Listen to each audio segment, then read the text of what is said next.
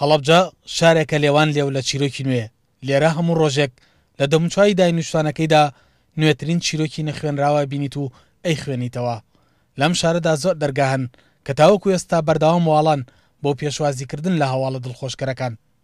یەکێک لەو هەواڵانەی بەدایان خێزانیەم شارە چاوەڕێی بیستنی یەکەن دۆزینەوە و گەڕانەوەی مناڵەوەنبووەکانی جینۆسایدی 1970 بەدایان خێزانەیە تاوەکو ئێستاش خەون بە دووبارە گەڕانەوەی هاروهاجیەکان و بەراەتی ئەو مناڵانەوە بینن کە ڕۆژگارێک حوشەی ماڵە هەڵەبجەیەکانیان تەنی بوو. نوێترین هەواڵی دۆزینەوەی کوڕکچێکی هەڵەبجەی لە وڵاتی ئێران لە چەند ڕۆژی ڕابردوو جارێکی تر دەرگای گەڕانی بە دوای خێزانی سەرکیەوە مناڵاندا بووە نوێترین چیرۆکی هەڵەبجەیەکان. لەلایەن چەند برادێکەوە هەواڵیان پێدام کە مناڵێکی وایەک دانیشتوی شاری سنەی ئێرانە کە ئاڵێ مناڵی هەڵەبجەین بۆیە منیش دەست بەجێ پەیوەندیم پێوە کرد و چیرۆکی خۆی بۆ گێڕامەوە کە مناڵێکی لە سەردەمی تاوانی کیمیابارانی هەڵەبجە بە نۆمانگی لەلایەن خێزانێکەوە بەخێو کراوە کە ئەو خێزانە هیچ مناڵی تریان نەبووە.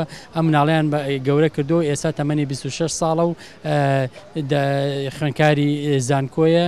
بۆیە داوا ئەکات کە دەست بەجێ حکوومەتی هەرێم کاری بۆ بکات بۆ ئەوی با خێزانەکان شادی بکاتەوە. چاوەڕوانی شتێک نییە لێمە لە سەفەرێک بێ سەفەرێکی زۆر دوور و درێژە کە ئێمە ئەو منداڵانەمان لێون بۆ تاوەکو ئێستا ئەوە بۆ 27 ساڵ ڕێک ئەڕوا کە ئەو منداڵانە و ئازانە لە ئێمەدا بڕاون. بۆ خۆم خاوەنی خوشیکی ون بووم کە ساڵێک و چەند مانگی تەمەنی بووە هەتاوەکو بەڕۆح زیینۆ بووم هەمیشە لە چاوەڕانی ئەوام کە بەڕۆحش نەمام ئەبێ گەلەکەم چاوەڕانی گەڕانەوەی ئەو بکە و دڵنیاشم کە زیندووە چونکە لە باوەشی خۆم لە وڵاتی ئێران لەیان جاکردمەوە لە شاری تاران و چیرۆکی هەموو مناڵەکانی تریش بەو شێوەی خوشکی منە هەرێکی بە جۆرێک لە جۆرەکان. کۆتا دایک کە کۆرپەونوەکەی لە ئامێزگرت دایکی زمناکۆ بوو کە ساڵی 2010 دوای 22 ساڵ لەونبوونی جارێکتر پێشاد بۆیەوە. ئەمە بووە هیوای خێزانی 48 مناڵی ونبووی هەڵەبجە کە ئەمانیش بەو ئاواتەیە بگەن.